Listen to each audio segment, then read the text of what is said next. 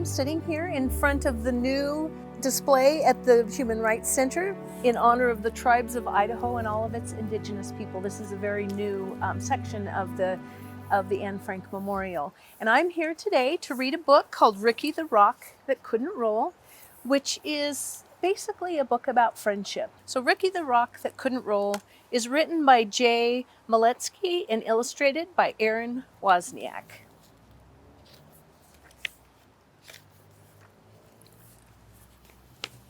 Over the lake and out past the bay was a green, grassy hill where the rocks came to play. They would race to the top to take in the view, then roll their way down, the way rocks love to do.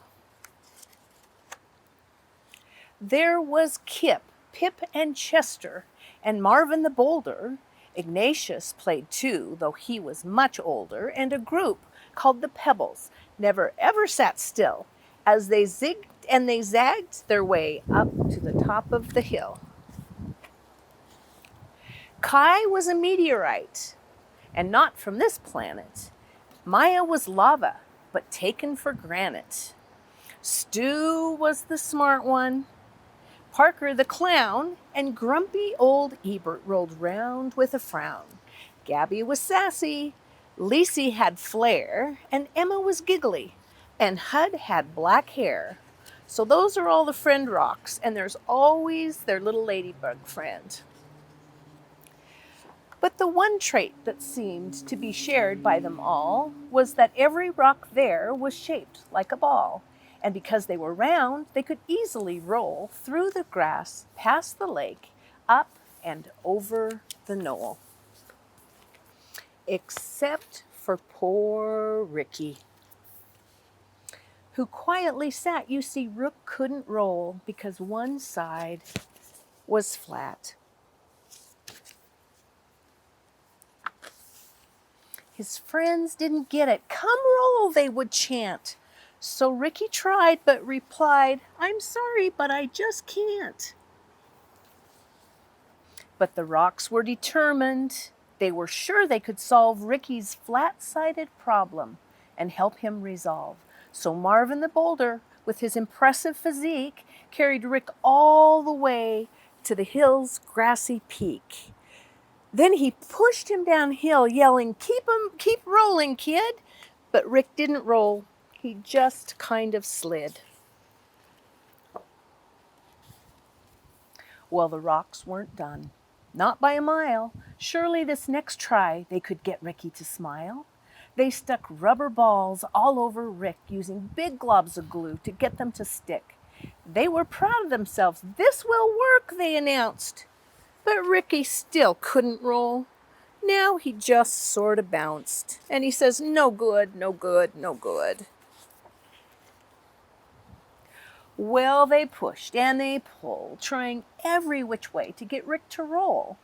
But by the end of the day, nothing had worked, just like Rick had expected, and he ended up feeling depressed and dejected. "It's no use," Ricky sighed. "There just isn't a way. So I'll sit off to the side and watch you all play."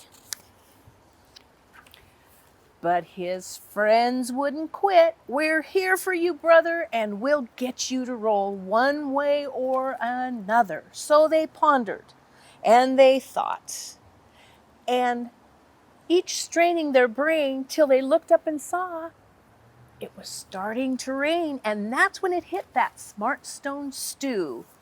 "Eureka," he shouted, "I know just what to do." He explained to them how they would get Rick to tumble. "My plan is pure genius." Stu wasn't too humble. So they carried our hero down the road, about a mile, to the lake where they gathered up mud they could pile on the flat side of Rick, creating a mound that they shaped and they smoothed and they sculpted until it was round. Then after the rain, with the sun in the sky, they left him to bake till the mud was all dry.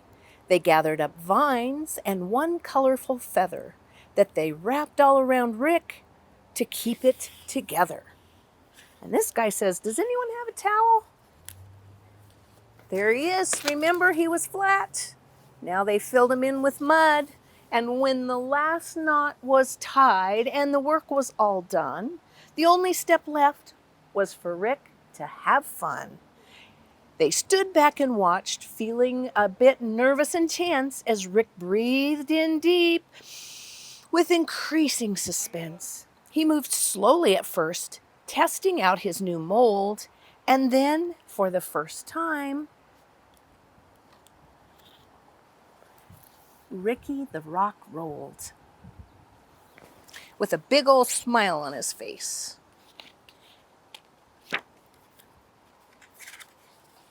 So Bria the ladybug, who'd been there from the start, felt a surge of pure joy swell up in her heart. She thought as she watched her friends play on the hill that there's always a way if there's also a will. And she said to herself as Ricky rolled down the slope, when you're surrounded by love, you always have hope. So have you ever been with a group of friends and felt like you were on the outside and couldn't participate? Or been playing with friends and seen someone else that can't join in? That's what this book is about. Everybody working together to include everyone. And there's always hope where there's love. The end.